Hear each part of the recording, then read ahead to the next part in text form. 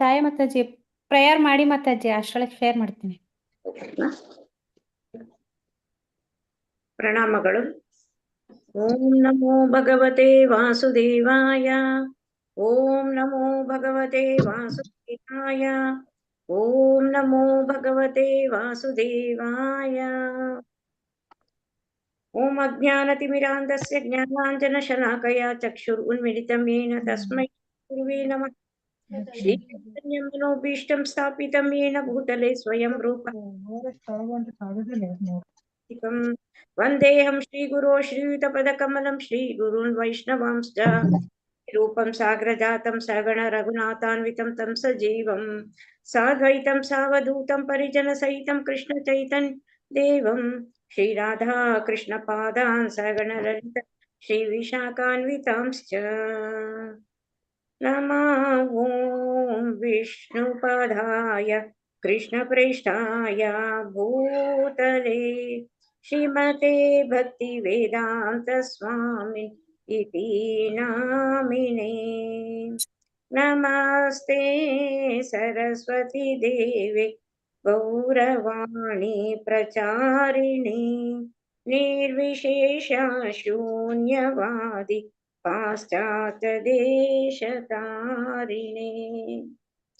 ನಮಃ ಓಂ ವಿಷ್ಣುಪದಾಯ ಕೃಷ್ಣಪ್ರೇಷ್ಠಾಯ ಭೂತಲೆ ಶ್ರೀಮತೆ ಭಕ್ತಿ ಸಿದ್ಧಾಂತ ಸರಸ್ವತಿ ಇತಿ ನಾಮಿನೇ. ನಮೋ ಮಹಾವದನ್ಯಾಯ ಕೃಷ್ಣ ಪ್ರೇಮ ಪ್ರದಾಯತೆ ಕೃಷ್ಣಾಯ ಕೃಷ್ಣ ಚೈತನ್ಯ ನಾಮ್ನೇ ಗೌರಾತೈ ನಮಃ. ಹೇ ಕೃಷ್ಣ ಕರುಣಾ ಸಿಂಧು ದೀನಬಂಧೋ ಜಗತ್ಪತೆ ಗೋಪೇಶ ಗೋಪಿಕಾ ಕಾಂತ ರಾಧಾ ಕಾಂತ ನಮೋಸ್ತುತೆ. ತಪ್ತ ಕಾಂಚನ ಗೌರಾಂಗಿ ರಾಧೆ ವೃಂದಾವನೇಶ್ವರೆ ವೃಷಭಾನುಸುತೆ ದೇವಿ ಪ್ರಣಮಾಮಿ ಹರಿಪ್ರಿಯೆ. ಜಯ ಶ್ರೀ ಕೃಷ್ಣ ಚೈತನ್ಯ ಪ್ರಭು ನಿತ್ಯಾನಂದ ಶ್ರೀ ಅದ್ವೈತ ಗದಾಧರ ಶ್ರೀವಾಸಾದಿ ಗೌರ ಭಕ್ತವೃಂದ. ಹರೇ ಕೃಷ್ಣ ಕೃಷ್ಣ ಕೃಷ್ಣ ಹರೇ ಹರೇ ಹರೇ ರಾಮ ರಾಮ ರಾಮ ಹರೇ ಹರೇ. ಹರೇ ಕೃಷ್ಣ ಕೃಷ್ಣ ಕೃಷ್ಣ ಹರೇ ಹರೇ ಹರೇ ರಾಮ ರಾಮ ರಾಮ ಹರೇ ಹರೇ. ಹರೇ ಕೃಷ್ಣ. ಹರೇ ಕೃಷ್ಣ ಮಾತಾಜಿ. ಹರೇ ಇದು ಕೃಷ್ಣ ಸ್ಕ್ರೀನ್ ಶೇರ್ ಮಾತಾಜಿ. ಮಾಡಿರೋದ್ರಿಂದ ಹೆಸರುಗಳು ಹರೇ ಕಾಣಲ್ಲ. ಕೃಷ್ಣ ಮಾತಾಜಿ. ದಯವಿಟ್ಟು ಎಲ್ಲರೂ ಹಾಲ್ಪಡ್ಬೇಕಾರೆ ಒಬ್ಬೊಬ್ರು ಆಮೇಲೆ ಒಬ್ಬೊಬ್ರು ಓದಿ. ನಿಮ್ದು ಹೆಸರನ್ನ ನಾವು ಕರೆಯೋದಕ್ಕೆ ಸಾಧ್ಯ ಆಗಲ್ಲ, ಅದು ಸ್ಕ್ರೀನ್ ಶೇರ್ ಮಾಡಿರೋದ್ರಿಂದ, ಮೊಬೈಲ್ ಅಲ್ಲಿ ಸ್ಕ್ರೀನ್ ಶೇರ್ ಮಾಡ್ತಾ ಇರೋದ್ರಿಂದ. ಒಂದು ಕಾರ್ಯಕ್ರಮ ಭಕ್ತರಿಗೂ ಸ್ವಾಗತ. ಶ್ರೀಲಾ ಪ್ರಭುಪಾದ್ ಲೀಲಾಮೃತ ಪೂರ್ವ ಮತ್ತು ಪಶ್ಚಿಮ ಸಂಗಮ ಈ ಒಂದು ಕಾರ್ಯಕ್ರಮಕ್ಕೆ, ಈ ಒಂದು ಓದುವ ಒಂದು ಕಾರ್ಯಕ್ರಮಕ್ಕೆ ಎಲ್ಲರಿಗೂ ಸ್ವಾಗತ ಸುಸ್ವಾಗತ. ಹರೇ ಕೃಷ್ಣ ಮಾತಾಜಿ. ಓದ್ಲಾ? ಮಾತಾಜಿ. ಎಲ್ಲಿ ಫಸ್ಟ್ ಇಂದನಾ ಮಾತಾಜಿ ಒಂದೊಂದ್ ಪೇಜ್ ಓದಿಸ್ಲಾ ಮಾತಾಜಿ? ಹಾ ಆಯ್ತು ಮಾತಾಜಿ. ವೇದಿಕೆ ಮುಂದೆ ಅಲ್ಲಿಂದ ಓದಿ ಮಾತಾಜಿ. ಎಷ್ಟೇ ಪೇಜ್ ನಂಬರ್ ಎಷ್ಟು ಮಾತಾಜಿ? ಅದು 341 ಮಾತಾಜಿ, 2ನೇ ಪ್ಯಾರಾಗ್ರಾಫ್ ಇಂದ. ವೇದಿಕೆಯ ಮುಂದೆ ಬಂದು ಧ್ವನಿವರ್ಧಕದಲ್ಲಿ ಒಬ್ಬರು ಕೇಳಿದರು, ಕೀರ್ತನ ಮಾಡುವಾಗ ನೀವು ಕೃಷ್ಣನಂತೆಯೇ ರಾಮನ ಹೆಸರು ಹೇಳುತ್ತೀರಿ, ಆದರೆ ಇಲ್ಲೆಲ್ಲೂ ರಾಮನ ಚಿತ್ರ ಕಾಣುತ್ತಿಲ್ಲ, ಕಾರಣವೇನು? ನೀವು ನೋಡುತ್ತಿಲ್ಲ ಸರಿ, ಆದರೆ ನಿಮಗೆ ಕೇಳುತ್ತಿದೆ ಅಲ್ಲವೇ? ಪ್ರಭುಪಾದರು ಕೇಳಿದರು. ನೋಡುತ್ತಿಲ್ಲ, ಆ ವ್ಯಕ್ತಿ ಒತ್ತಿ ಹೇಳಿದರು. ಶ್ರೀಲ ಪ್ರಭುಪಾದರು ತುಂಬುರುಗೊಳ್ಳಿಯಂತೆ ಸಿಡಿದರು. ಆದರೆ ನೀವು ಕೇಳುತ್ತಲೂ ಇಲ್ಲ. ಅವರು ಮುಂದುವರಿದು, ಶ್ರವಣ ಮಾಡುವುದು ನೋಡಲಾಗದುದನ್ನು ಅರ್ಥ ಮಾಡಿಕೊಳ್ಳಲು ಅತ್ಯುತ್ತಮ ಮಾರ್ಗ ಎಂದು ಹೇಳಿದರು. ಧಾರ್ಮಿಕ ವ್ಯಕ್ತಿ ಈ ಲೌಕಿಕ ಜಗತ್ತಿನಲ್ಲಿ ಹೇಗೆ ವ್ಯವಹರಿಸಬೇಕು ಎಂಬ ಬಗೆಗೆ ಒಬ್ಬರು ಪ್ರಶ್ನಿಸಿದರು. ಪ್ರಭುಪಾದರು ಉತ್ತರಿಸಿದರು, ಆದುದರಿಂದ ಧಾರ್ಮಿಕವಾಗಿ ನಿಮ್ಮನ್ನು ಗುರುತಿಸಿಕೊಳ್ಳುವುದನ್ನು ಅರ್ಥ ಮಾಡಿಕೊಳ್ಳಬೇಕು. ಆದರೆ ಕಿಡಿಗೇಡಿಗಳು ಮೂರ್ಖರೂ ಆದ ನೀವು ನಾನು ಈ ದೇಹ ಎಂದು ಯೋಚಿಸುತ್ತೀರಿ. ಹೀಗೆ ಈ ಜ್ಞಾನ ಬರಬೇಕಾದರೆ ಧರ್ಮ ಗುರುವೊಬ್ಬರ ಬಳಿ ಅಭ್ಯಾಸ ಮಾಡುವುದು ಅಗತ್ಯ ಎಂದು ಹೇಳಿದರು. ಪ್ರಶ್ನೆ ಕೇಳುವವರಲ್ಲಿ ಬಹಳ ಮಂದಿಗೆ ತಮ್ಮ ಅನುಯಾಯಿಗಳಾಗುವ ಗಂಭೀರ ಬಯಕೆಯಿಲ್ಲ ಎಂಬುದು ಶ್ರೀಲ ಪ್ರಭುಪಾದರಿಗೆ ತಿಳಿದಿತ್ತು. ಆದುದರಿಂದ ಅವರ ಮೂರ್ಖತನಕ್ಕಾಗಿ ಆಗಾಗ ಹಿರಿಯಣ್ಣನಂತೆ ಅವರಿಗೆ ಬುದ್ಧಿವಾದ ಹೇಳುತ್ತಿದ್ದರು. ಅನುಸರಿಸುವ ಉದ್ದೇಶವೇ ಇಲ್ಲದೆ ಸುಮ್ಮನೆ ಧರ್ಮ ಜಿಜ್ಞಾಸೆಯ ಪ್ರಶ್ನೆಗಳನ್ನು ಕೇಳುವುದೇ ಒಂದು ಮೂರ್ಖತನದ ವಿಷಯವಾಗಿತ್ತು. ಆದರೆ ಶ್ರೀಲ ಪ್ರಭುಪಾದರು ಕೇಳುಗರಲ್ಲಿ ಪ್ರಾಮಾಣಿಕತೆಯ ಕೊಳ್ಳುವ ಶಕ್ತಿ ಇಲ್ಲದಿದ್ದ ಸಂದರ್ಭದಲ್ಲಿ ಕೂಡ ಕೃಷ್ಣ ಪ್ರಜ್ಞೆಯ ವಜ್ರವನ್ನು ಮುಂದಿಡುತ್ತಲೇ ಹೋದರು. ತಮ್ಮ ಪ್ರಕೃತಿಯ ದುಸ್ಥಿತಿಯಲ್ಲಿ ಕೂಡ ಅವರು ಅದನ್ನು ಜನರ ಮುಂದಿಡುತ್ತಾ ಹೋದರು. ಆತ್ಮದ ಬಗೆಗೆ ನನಗೆ ಸ್ವಲ್ಪ ಬೆಳಕು ಚೆಲ್ಲಿ ಎಂದು ಒಬ್ಬರು ಅಲಂಕಾರಮಯ ಭಾಷೆಯಲ್ಲಿ ಕೇಳಿದಾಗ ಶ್ರೀಲ ಪ್ರಭುಪಾದರು ಉತ್ತರಿಸಿದರು, ನೀವು ದೇಹದೊಳಗಿರುವ ಒಂದು ಆತ್ಮ ಎಂದು ಈಗಾಗಲೇ ಹೇಳಿ ಆಗಿದೆ. ಇಂದ್ರಿಯಗಳು ಜಡವಸ್ತುಗಳಿಗಿಂತ ಹೇಗೆ ಉತ್ತಮ, ಮನಸ್ಸು ಹೇಗೆ ಇಂದ್ರಿಯಗಳಿಗಿಂತ ಉತ್ತಮ, ಬುದ್ಧಿ ಹೇಗೆ ಮನಸ್ಸಿಗಿಂತ ಉತ್ತಮ, ಆತ್ಮವು ಹೇಗೆ ಸರ್ವೋತ್ತಮ ಎಂಬುದನ್ನು ವಿಸ್ತಾರವಾಗಿ ಪ್ರತಿಪಾದಿಸಿದರು. ಆದುದರಿಂದ ಅದಕ್ಕೆ ಅಧ್ಯಯನ ಅಗತ್ಯ ಎಂದು ಹೇಳಿದರು. ಅದಕ್ಕೆ ಶಿಕ್ಷಣ ಸಂಸ್ಕಾರ ಬೇಕು. ಶಿಕ್ಷಣ ಇದೆ. ಎಲ್ಲಿ ಓದಿ ಹೋಯ್ತು? ಫಸ್ಟ್ ಮೇಲ್ಗಡೆ ಮಾತಾಜಿ, ಫಸ್ಟ್ ಲೈನ್ ನೋಡಿ. ಶಿಕ್ಷಣ ಇದೆ, ಪುಸ್ತಕಗಳಿವೆ, ಗುರುಗಳಿದ್ದಾರೆ. ಆದರೆ ದುರ್ದೈವವೆಂದರೆ ನಿಮಗೆ ಆಧ್ಯಾತ್ಮಿಕ ಶಿಕ್ಷಣದಲ್ಲಿ ಆಸಕ್ತಿಯೇ ಇಲ್ಲ. ನಿಮಗೀಗ ಆಸಕ್ತಿ ಇರುವುದು ತಂತ್ರಶಾಸ್ತ್ರದಲ್ಲಿ ಸುತ್ತಿಗೆಯಿಂದ ಬಡಿಯುವುದು ಹೇಗೆ ಎಂದು ತಿಳಿಯುವುದರಲ್ಲಿ ಅಷ್ಟೇ. ಸಾಕ ಹರೇ ಮಾತಾಜಿ? ಕೃಷ್ಣ ಮಾತಾಜಿ, ಧನ್ಯವಾದಗಳು ಮಾತಾಜಿ. ಹರೇ ಕೃಷ್ಣ, ಧನ್ಯವಾದಗಳು. ಮಾತಾಜಿ ಹೇಳಿ ಮಾತಾಜಿ. ಅದೇ ಹೇಳೋಣ, ಆಯ್ತು. ಹರೇ ಕೃಷ್ಣ. ಸೊ ವೇದಿಕೆ ಮುಂದೆ ಬಂದು ಧ್ವನಿವರ್ಧಕದಲ್ಲಿ ಒಬ್ರು ಪ್ರಶ್ನೆಯನ್ನ ಕೇಳ್ತಾರೆ. ಕೀರ್ತನೆ ಮಾಡುವಾಗ ನೀವು ಕೃಷ್ಣನಂತೆಯೇ ರಾಮನ ಹೆಸರು ಹೇಳ್ತಾ ಇದ್ದೀರಾ, ಆದ್ರೆ ಇಲ್ಲೆಲ್ಲೂ ರಾಮನ ಚಿತ್ರನೇ ಕಾಣ್ತಾ ಇಲ್ವಲ್ಲ ಅಂತ ಕೇಳ್ತಾರೆ. ಅದಕ್ಕೆ ಪ್ರಭುಪಾದರು ಹೇಳ್ತಾರೆ, ನೀವು ನೋಡುತ್ತಿಲ್ಲ ಸರಿ, ಆದರೆ ನಿಮ್ಗೆ ಕೇಳಿಸ್ತಾ ಇದೆಯಲ್ಲ ರಾಮ ಅನ್ನೋ ಶಬ್ದ ಅಂತ ಹೇಳ್ತಾರೆ. ನೋಡುತ್ತಿಲ್ಲ, ಆ ವ್ಯಕ್ತಿ ಒತ್ತಿ ಹೇಳಿದ್ರು, ಹೌದು ನಾವು ನೋಡ್ತಾ ಇಲ್ಲ ಅಂತ. ಶ್ರೀಲ ಪ್ರಭುಪಾದರು ತುಂಬುರು ಗೊಳ್ಳಿಯಂತೆ ಸಿಡಿದ್ರು. ಅವ್ರಿಗೊಂದ್ ಸ್ವಲ್ಪ ತುಸು ಕೋಪನೆ ಬಂತು. ಆದರೆ ನೀವು ಕೇಳುತ್ತಲೂ ಇಲ್ಲ, ಅವರು ಮುಂದುವರಿದ ಶ್ರವಣ ಮಾಡುವುದನ್ನು ನೋಡಲಾಗುವುದನ್ನು ಅರ್ಥ ಮಾಡಿಕೊಳ್ಳಲು ಅತ್ಯುತ್ತಮ ಮಾರ್ಗ ಎಂದು ಹೇಳಿದರು. ಸೊ ಶ್ರೀಲ ಪ್ರಭುಪಾದರು ತುಂಬುರು ಗೊಳ್ಳಿಯಂತೆ ಸಿಡಿದರು, ಆದರೆ ನೀವು ಕೇಳುತ್ತಲೂ ಇಲ್ಲ, ಅವರು ಮುಂದುವರೆದು ಶ್ರವಣ ಮಾಡುವುದು ನೋಡಲಾಗುವುದನ್ನು ಅರ್ಥ ಮಾಡಿಕೊಳ್ಳಲು ಅತ್ಯುತ್ತಮ ಮಾರ್ಗ ಅಂತ ಹೇಳ್ತಾರೆ. ಧಾರ್ಮಿಕ ವ್ಯಕ್ತಿ ಈ ಲೌಕಿಕ ಜಗತ್ತಿನಲ್ಲಿ ಹೇಗೆ ವ್ಯವಹರಿಸಬೇಕು ಎಂಬ ಬಗೆಗೆ ಮತ್ತೊಬ್ಬರು ಪ್ರಶ್ನೆ ಮಾಡ್ತಾರೆ. ಸೊ ಅದಕ್ಕೂ ಪ್ರಭುಪಾದರು ಉತ್ತರಿಸ್ತಾರೆ, ಆದುದರಿಂದ ಧಾರ್ಮಿಕವಾಗಿ ನಿಮ್ಮನ್ನು ಗುರುತಿಸಿಕೊಳ್ಳುವುದನ್ನು ನೀವು ಮೊದಲು ಅರ್ಥ ಮಾಡ್ಕೋಬೇಕು. ಆದರೆ ಕಿಡಿಗೇಡಿಗಳು ಮೂರ್ಖರು ಆದ ನೀವು ನಾನು ಈ ದೇಹ ಎಂದು ಯೋಚಿಸುತ್ತೀರಿ. ಹೀಗೆ ಈ ಜ್ಞಾನ ಬರಬೇಕಾದ್ರೆ ಧರ್ಮ ಗುರು ಒಬ್ಬರ ಬಳಿ ಅಭ್ಯಾಸ ಮಾಡುವುದು ಅಗತ್ಯ ಅಂತ ಹೇಳ್ತಾರೆ. ನೆಕ್ಸ್ಟ್ ಪ್ರಶ್ನೆ ಕೇಳುವವರೇ ಬಹಳ ಮಂದಿಗೆ ತಮ್ಮ ಅನುಯಾಯಿಗಳಾಗುವ ಗಂಭೀರ ಬಯಕೆ ಇಲ್ಲ ಎಂಬುದು ಶ್ರೀಲ ಪ್ರಭುಪಾದರಿಗೆ ತಿಳಿದಿತ್ತು. ಸೊ ಅವ್ರು ಕೇಳೋ ಪ್ರಶ್ನೆನಲ್ಲೇ ಪ್ರಭುಪಾದರಿಗೆ ಅರ್ಥ ಆಯ್ತು, ಇಲ್ಲಿರ್ತಕ್ಕಂಥ ಅನುಯಾಯಿಗಳು ಇದು ಶಿಷ್ಯರಾಗೋದಕ್ಕೆ ಗಂಭೀರವಾಗಿ ಇಲ್ಲ, ಅವರ ಬಯಕೆ ಇಲ್ಲ ಅಂತ ಅರ್ಥ ಆಯ್ತು. ಆದುದರಿಂದ ಅವರ ಮೂರ್ಖತನಕ್ಕಾಗಿ ಆಗಾಗ ಹಿರಿಯಣ್ಣನಂತೆ ಅವರಿಗೆ ಬುದ್ಧಿವಾದ ಹೇಳುತ್ತಿದ್ದರು. ಸೊ ಈ ಮೂರ್ಖತನಕ್ಕೆ ಪ್ರಭುಪಾದರು ಆಗಾಗ ಒಂದ್ ಸ್ವಲ್ಪ ಸಿಡಿದು ಮಾತಾಡ್ತಾ ಇದ್ರು.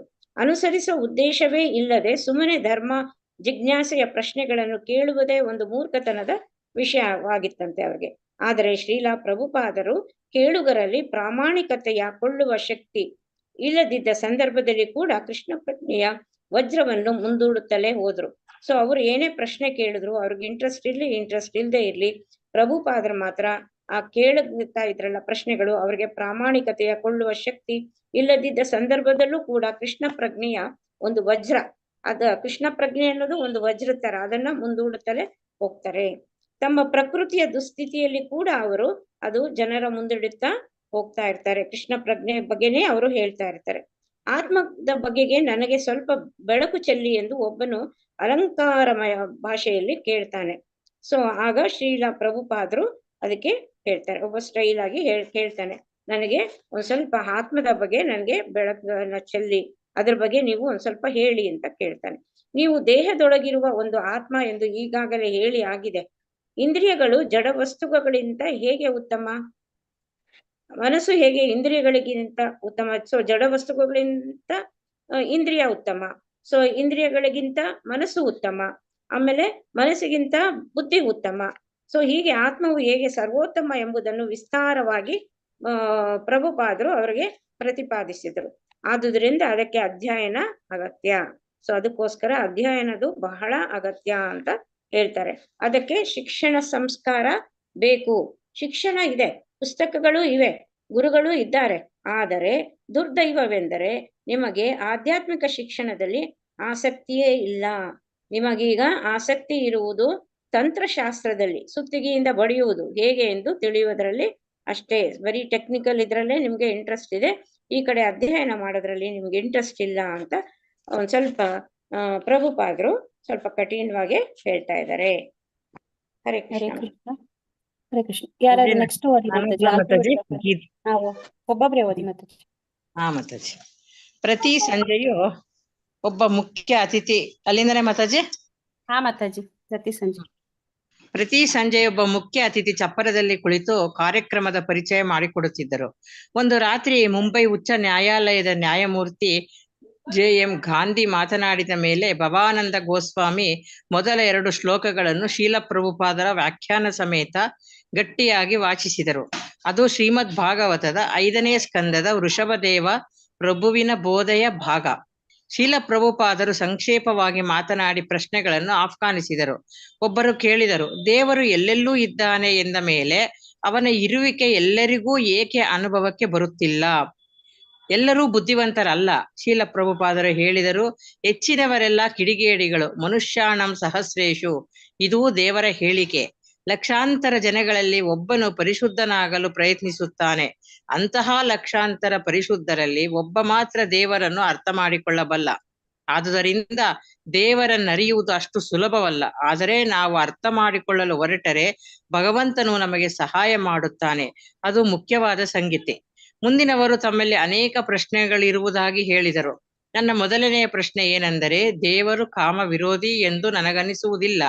ನಾನು ಅನೇಕ ಪ್ರವಚನಗಳನ್ನು ಗಂಭೀರವಾಗಿ ಕೇಳಿದ್ದೇನೆ. ಆದರೆ ಅಲ್ಲೆಲ್ಲ ದೇವರು ಕಾಮ ವಿರೋಧಿ ಎಂಬ ಭಾವಕ್ಕೆ ಒತ್ತು ಕೊಟ್ಟಂತೆ ಕಾಣುತ್ತದೆ. ಅದು ನಿಜವೆಂದು ನನಗನಿಸುವುದಿಲ್ಲ. ದೇವರು ಎಂದಿಗೂ ಕಾಮ ವಿರೋಧಿಯಲ್ಲ. ಶೀಲ ಪ್ರಭುಪಾದರು ಉತ್ತರಿಸಿದರು.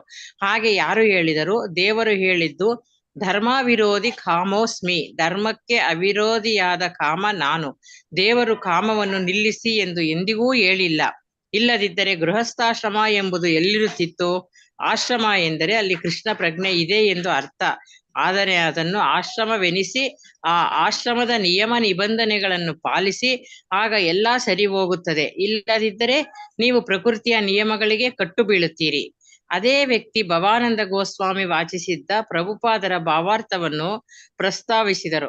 ಅದರಲ್ಲಿ ಬರೇ ಇಂದ್ರಿಯಗಳ ತೃಪ್ತಾರ್ಥವಾಗಿ ಜೀವಿಸುವ ಹಂದಿಯಂತಹ ಮನುಷ್ಯನನ್ನು ಪ್ರಭುಪಾದರು ಟೀಕಿಸಿದ್ದರು. ಮನುಷ್ಯ ಮೋಟಾರ್ ಟ್ರಾಮ್ನಲ್ಲಿ ಹೋಗುತ್ತಾನೆ, ಅಲ್ಲಿ 2 ಗಂಟೆ ನಿಲ್ಲುತ್ತಾನೆ, ತನ್ನ ಕೆಲಸದ ಸ್ಥಳವನ್ನೂ ಸೇರುತ್ತಾನೆ, ಬೆಳಿಗ್ಗೆ 9ರಿಂದ ಸಂಜೆ 5ರವರೆಗೆ ದುಡಿಯುತ್ತಾನೆ, ಹಿಂದಕ್ಕೆ ಬರುತ್ತಾನೆ, ಆಹಾರ, ಲೈಂಗಿಕ ತೃಪ್ತಿ ಎಲ್ಲ ಹೊಂದುತ್ತಾನೆ ಇತ್ಯಾದಿ. ಇದು ನಿಮ್ಮ ಪ್ರಧಾನ ಹೇಳಿಕೆಗಳಲ್ಲಿ ಮೇಲ್ಗಡೆ ಫಸ್ಟ್ ಲೈನ್.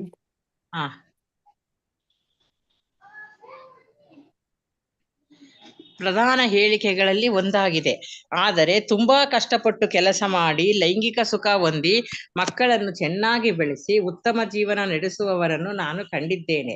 ಇದರಲ್ಲಿ ಏನೂ ತಪ್ಪಿಲ್ಲ ಎಂದು ನನಗನಿಸುತ್ತದೆ. ಅದರಲ್ಲಿ ಏನು ತಪ್ಪಿಲ್ಲ. ಹರೇ ಕೃಷ್ಣ ಮಾತಾಜಿ, ಧನ್ಯವಾದಗಳು. ನಾನು ಓದ್ಲಾ ಮಾತಾಜಿ? ಅಲ್ಲ, ಇದು ಎಕ್ಸ್ಪ್ಲೈನ್ ಮಾಡ್ತಾರೆ ಮಾತಾಜಿ. ನೆಕ್ಸ್ಟ್ ಓದೋರಂತ. ಓದ್ಬಿಟ್ಟು ಮಾತಾಜಿ, ಅದನ್ನು ಒಂದ್ ಸ್ವಲ್ಪ ಕಂಟಿನ್ಯೂಷನ್ ಇದೆ. ಓದ್ಬಿಡ್ಲಾ ಮಾತಾಜಿ? ನೆಕ್ಸ್ಟ್ ಓದಿ ಮಾತಾಜಿ. ನೆಕ್ಸ್ಟ್ ಓದಿ. ಎಲ್ಲಿ ಅದರಲ್ಲಿ ಏನು ತಪ್ಪಿಲ್ಲ. ಎನ್ನುವಿರಾದರೆ ಅದು ಸರಿ. ಆದರೆ ಈ ಬಗೆಯ ಬದುಕು ತುಂಬಾ ರುಚಿಕರವಲ್ಲ. ಎಂದರು ಪ್ರಭುಪಾದರು. ಆ ಮನುಷ್ಯ ಮುಂದುವರಿಸಿದರು, ಏಕೆಂದರೆ ನಾನು ಕಂಡಿರುವಂತೆ ನಾಯಿ ಕೂಡ ಶ್ರೀಲ ಪ್ರಭುಪಾದರು ಮಧ್ಯೆ ಮಾತನಾಡಿದರು. ಆದರೆ ಅವರ ಉತ್ತರ ಮೃದು ವಿನೀತ ಭಾವದ್ದು. ನಿಮಗೆ ಆ ಬಗೆಯ ಜೀವನ ಇಷ್ಟವಾದರೆ, ಅದು ಒಳ್ಳೆಯದೆನಿಸಿದರೆ ಅದು ನಿಮಗೆ ಬಿಟ್ಟ ವಿಷಯ. ಆದರೆ ಕೇವಲ ಹೊಟ್ಟೆಪಾಡಿಗಾಗಿ ಹೀಗೆ ಶ್ರಮಿಸುವುದು ಉತ್ತಮ ಜೀವನ ವಿಧಾನ ಎಂದು ನನಗಂತೂ ಅನ್ನಿಸುವುದಿಲ್ಲ. ಅಲ್ಲ, ಈಗ ನಿಮ್ಮ ಮಾತನ್ನು ಒಪ್ಪಿದೆ. ಅನಂತರ ಶ್ರೀಲ ಪ್ರಭುಪಾದರು ಕಂಠವನ್ನು ಎತ್ತರಿಸಿ, ಈಗ ನಿಮ್ಮ ಮಾತನ್ನು ಒಪ್ಪಿದೆ. ಹಾಗಾದರೆ ವಿರೋಧಿಸುವುದೇಕೆ? ಅಷ್ಟೇ ಸಾಕು. ಈ ಮನುಷ್ಯ ಇನ್ನೂ ಕೆಲವು ಪ್ರಶ್ನೆಗಳನ್ನು ಕೇಳುವವರಿದ್ದರು. ಆದರೆ ಕಮಾಲಕೃಷ್ಣರು ಬೇರೆಯವರನ್ನು ಕರೆದರು. ದೇವರು ಒಂದು ಕಲ್ಪನೆ ಅಷ್ಟೇ, ಒಪ್ಪುತ್ತೀರಾ?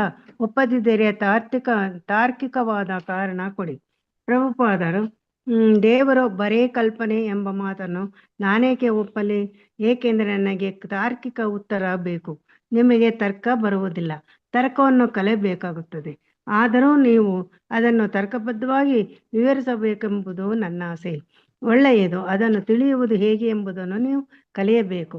ಒಬ್ಬ ಒಡೆಯ ಇದ್ದಾನೆ, ತಂದೆಯಿಲ್ಲದೆ ಮಗುವಿಲ್ಲ ಎಂಬುದನ್ನು ತರ್ಕಬದ್ಧವಾಗಿ ಹೇಗೆ ವಿವರಿಸಲಾಗುವುದಿಲ್ಲವೋ ಹಾಗೆ ನಾವು ನೋಡುತ್ತಿರುವ ಎಲ್ಲ ವಸ್ತುಗಳು ಭೂಮಿಯಿಂದ ಬಂದವು.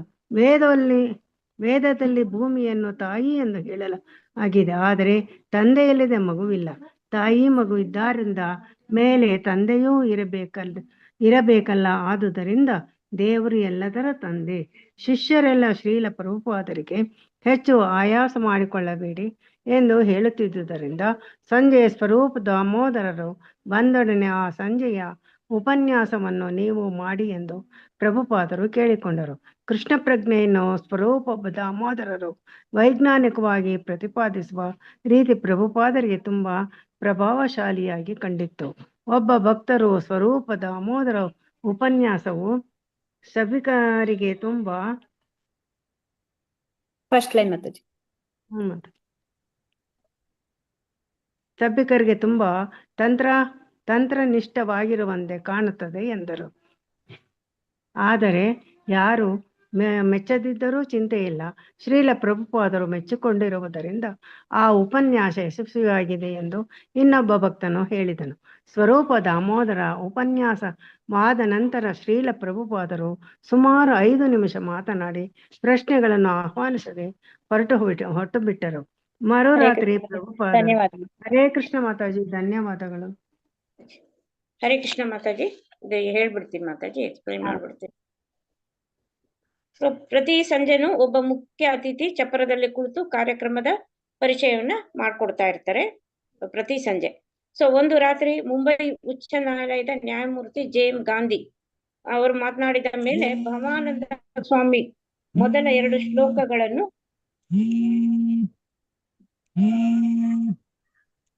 ಒಂದು ನಿಮಿಷ ಮಾತಾಡಿ. ಸೊ ಉಚ್ಚ ನ್ಯಾಯಾಲಯದ ನ್ಯಾಯಮೂರ್ತಿ ಜೆ.ಎಂ. ಗಾಂಧಿ ಮಾತನಾಡಿದ ಮೇಲೆ ಭವಾನಂದ ಸ್ವಾಮಿ ಮೊದಲ 2 ಶ್ಲೋಕಗಳನ್ನು ಶ್ರೀಲ ಪ್ರಭುಪಾದರ ವ್ಯಾಖ್ಯಾನ ಸಮೇತ ಗಟ್ಟಿಯಾಗಿ ವಾಚಿಸಿದರು. ಅದು ಶ್ರೀಮದ್ ಭಾಗವತದ 5ನೇ ಸ್ಕಂದದ ವೃಷಭದೇವ ಪ್ರಭುವಿನ ಬೋಧೆಯ ಭಾಗ. ಶ್ರೀಲ ಪ್ರಭುಪಾದರು ಸಂಕ್ಷೇಪವಾಗಿ ಮಾತನಾಡಿ ಪ್ರಶ್ನೆಗಳನ್ನ ಅವರು ಆಹ್ವಾನಿಸ್ತಾರೆ. ಸೊ ಒಬ್ರು ಕೇಳ್ತಾರೆ, ದೇವರು ಎಲ್ಲೆಲ್ಲೂ ಇದ್ದಾನೆ ಎಂದ ಮೇಲೆ ಅವನ ಇರುವಿಕೆ ಎಲ್ಲರಿಗೂ ಏಕೆ ಅನುಭವಕ್ಕೆ ಬರುತ್ತಿಲ್ಲ ಎಂಬುದು ಪ್ರಶ್ನೆ. ಅದಕ್ಕೆ ಪ್ರಭುಪಾದರು ಹೇಳ್ತಾರೆ, ಎಲ್ಲರೂ ಬುದ್ಧಿವಂತರಲ್ಲ.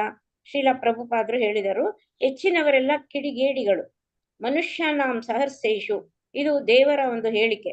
ಲಕ್ಷಾಂತರ ಜನಗಳಲ್ಲಿ ಒಬ್ಬನು ಪರಿಶುದ್ಧನಾಗಲು ಪ್ರಯತ್ನಿಸ್ತಾ ಇರ್ತಾನೆ. ಅಂತಹ ಲಕ್ಷಾಂತರ ಪರಿಶುದ್ಧರಲ್ಲಿ ಒಬ್ಬ ಮಾತ್ರ ದೇವರನ್ನ ಅರ್ಥ ಮಾಡಿಕೊಳ್ಳಬಲ್ಲ.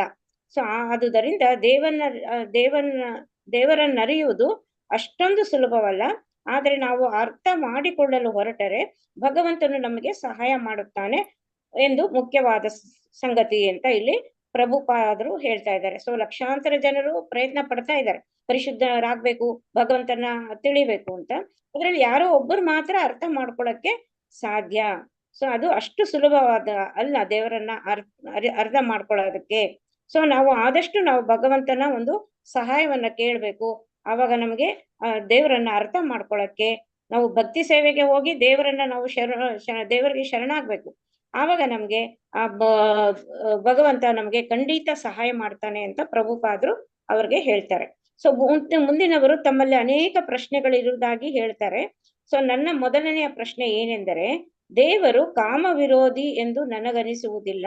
ನಾನು ಅನೇಕ ಪ್ರವಚನಗಳನ್ನು ಗಂಭೀರವಾಗಿ ಕೇಳಿದ್ದೇನೆ, ಆದರೆ ಅವೆಲ್ಲ ದೇವರು ಕಾಮ ವಿರೋಧಿ ಎಂಬ ಭಾವಕ್ಕೆ ಒತ್ತು ಕೊಟ್ಟಂತೆ ಕಾಣುತ್ತದೆ. ಅದು ನಿಜವೆಂದು ನನಗನಿಸುವುದಿಲ್ಲ ಅಂತ ಹೇಳ್ತಾರೆ. ಅದಕ್ಕೆ ಪ್ರಭುಪಾದರು ಉತ್ತರ ಕೊಡ್ತಾರೆ, ದೇವರು ಎಂದಿಗೂ ಕಾಮ ವಿರೋಧಿ ಅಲ್ಲ. ಶ್ರೀಲಾ ಪ್ರಭುಪಾದರು ಅದಕ್ಕೆ ಉತ್ತರಿಸಿದ್ರು, ಹಾಗೆ ಯಾರು ಹೇಳಿದ್ದು ನಿಮ್ಗೆ? ದೇವರು ಹೇಳಿದ್ದು ಧರ್ಮ ವಿರೋಧಿ ಕಾಮೋಸ್ಮಿ, ಧರ್ಮಕ್ಕೆ ಅವಿರೋಧಿಯಾದ ಕಾಮ ನಾನು ಅಂತ ದೇವರು ಹೇಳಿದ್ದಾನೆ. ದೇವರು ಕಾಮವನ್ನು ನಿಲ್ಲಿಸಿ ಅಂತ ಎಂದಿಗೂ ಹೇಳಲಿಲ್ಲ ಅವನು. ಇಲ್ಲದಿದ್ರೆ ಗೃಹಸ್ಥಾಶ್ರಮ ಎಂಬುದು ಎಲ್ಲಿರ್ತಿತ್ತು? ಆಶ್ರಮ ಎಂದರೆ ಅಲ್ಲಿ ಕೃಷ್ಣ ಪ್ರಜ್ಞೆ ಇದೆ ಎಂದು ಅರ್ಥ. ಆದರೆ ಅದನ್ನು ಆಶ್ರಮವೆನ್ನಿಸಿ ಆ ಆಶ್ರಮದ ನಿಯಮ ನಿಬಂಧನೆಗಳನ್ನು ಪಾಲಿಸ್ಬೇಕು, ಆಗ ಎಲ್ಲ ಸರಿ ಹೋಗುತ್ತದೆ. ಇಲ್ಲದಿದ್ದರೆ ನೀವು ಪ್ರಕೃತಿಯ ನಿಯಮಗಳಿಗೆ ಕಟ್ಟು ಬೀಳುತ್ತೀರಿ ಅಂತ ಪ್ರಭುಪಾದರು ಹೇಳ್ತಾರೆ. ಸೊ ಆಶ್ರಮದ ನಿಯಮಗಳೇನಿದೆ ಅದನ್ನ ನೀವು ಪಾಲಿಸ್ಬೇಕು, ಇಲ್ಲದೆ ಇದ್ರೆ ಏನಾಗ್ತದೆ, ಪ್ರಕೃತಿಯ ನಿಯಮಗಳಿಗೆ ಅವರು ಕಟ್ಟು ಬೀಳ್ತಾರೆ ಅಂತ ಹೇಳ್ತಾರೆ. ಅದೇ ವ್ಯಕ್ತಿ ಭವಾನಂದ ಗೋಸ್ವಾಮಿ ವಾಚಿಸಿದ್ದ ಪ್ರಭುಪಾದರ ಭಾವಾರ್ಥವನ್ನು ಪ್ರಸ್ತಾವಿಸಿದರು. ಅದರಲ್ಲಿ ಬರೇ ಇಂದ್ರಿಯಗಳ ತೃಪ್ತಾರ್ಥವಾಗಿ ಜೀವಿಸುವ ಹಂದಿಯಂತ ಮನುಷ್ಯನನ್ನು ಪ್ರಭುಪಾದರು ಟೀಕಿಸಿದ್ರು.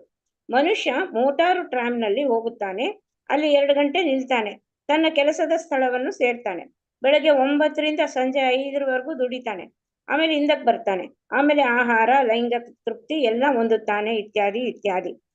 ಇದು ನಿಮ್ಮ ಪ್ರಧಾನ ಹೇಳಿಕೆಗಳಲ್ಲಿ ಒಂದಾಗಿದೆ.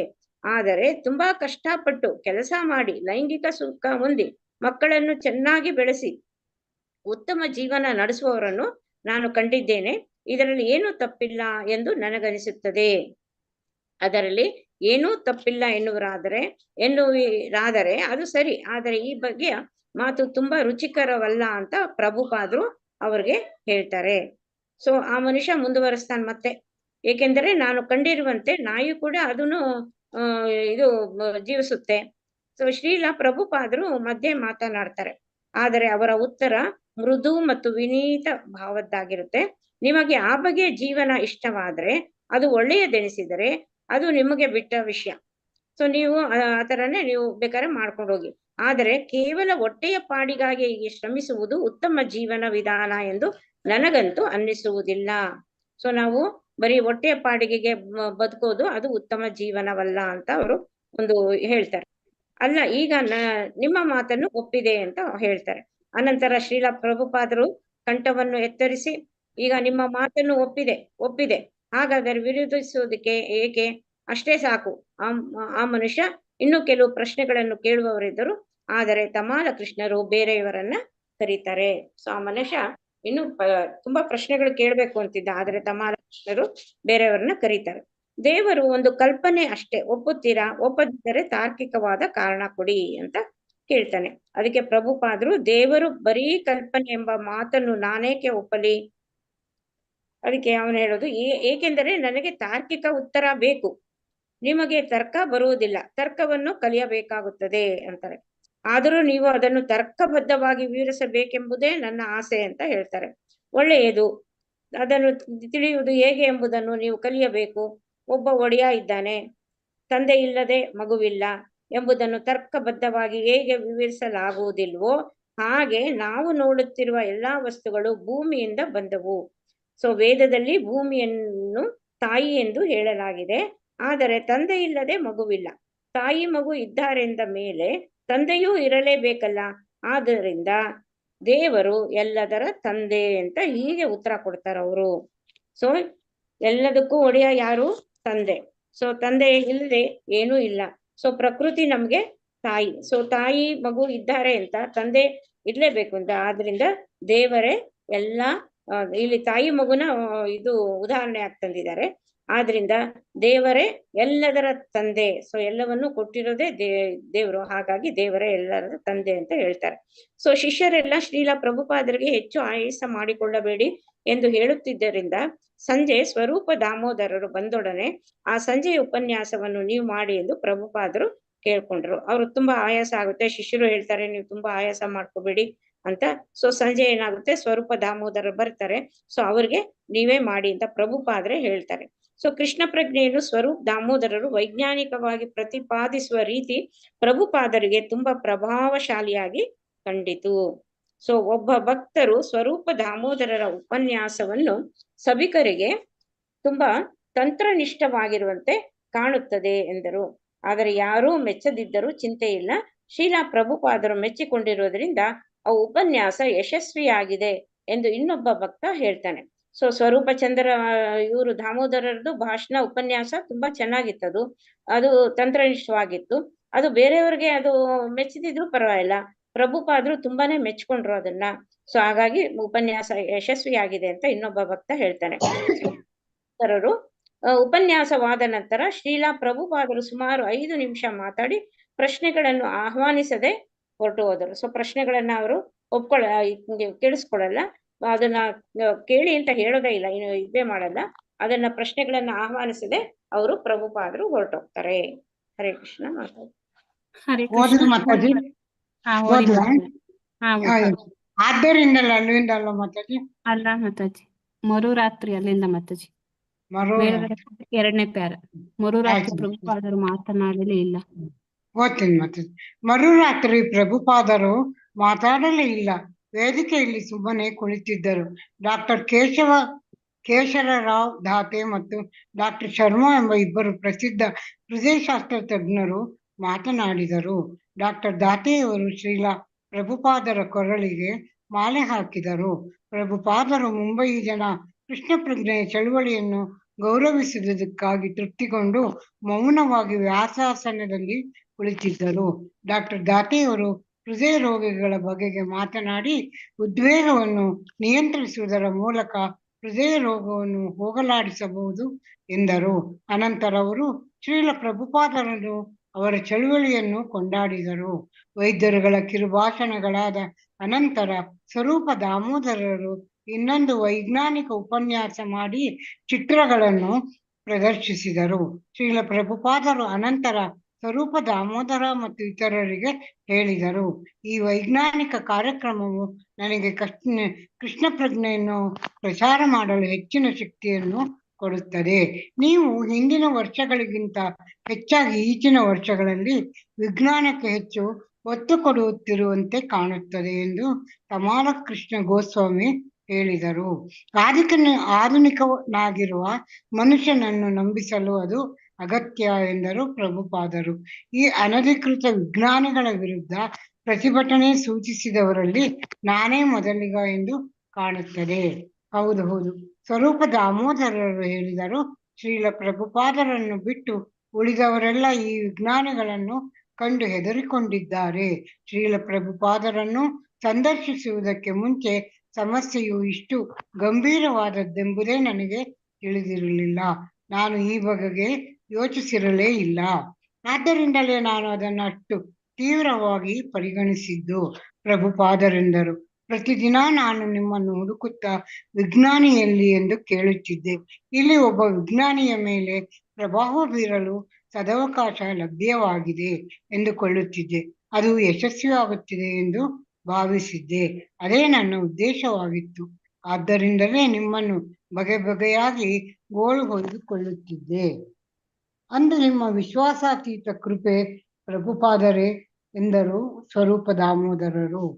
ಹರೇ ಕೃಷ್ಣ ಮಾತಾಜಿ. ಹರೇ ಕೃಷ್ಣ ಮಾತಾಜಿ, ಧನ್ಯವಾದಗಳು. ನೆಕ್ಸ್ಟ್ ಓದಿ ಮಾತಾಜಿ, ಯಾರು ಒಬ್ರು ಓದಿ. ಹರೇ ಕೃಷ್ಣ. ಇದನ್ನ ಕಂಪ್ಲೀಟ್ ಮಾತಾಜಿ, ಮಾಡಿ ಮಾತಾಜಿ. ಹಾಗಾದ್ರೆ ಒಂದು 3 ಲೈನ್ ಸೇರ್ಸ್ಕೊಂಡ್ ಮಾಡ್ಬಿಡ್ತೀನಿ.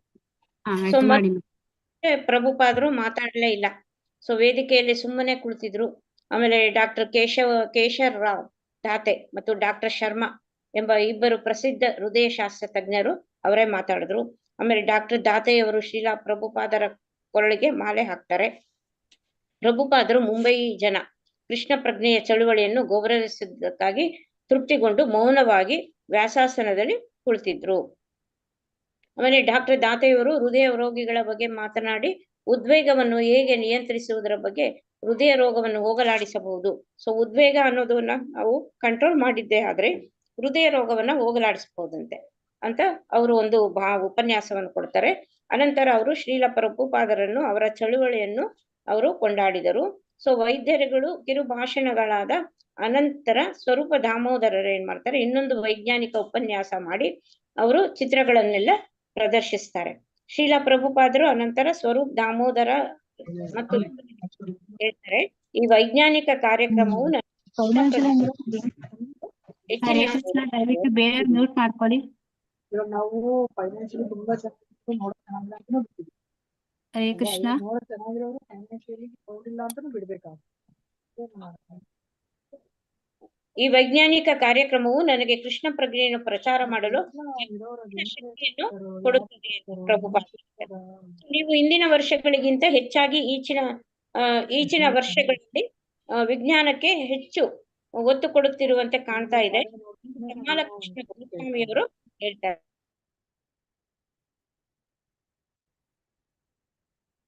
ಮಾತಾಜಿ ಅನ್ಮ್ಯೂಟ್ ಮಾಡ್ಕೊಳ್ಳಿ. ಛಾಯಾ ಮಾತಾಜಿ ಅನ್ಮ್ಯೂಟ್ ಮಾಡ್ಕೊಳ್ಳಿ, ನಿಮ್ದು ಮ್ಯೂಟ್ ಆಗೈತೆ.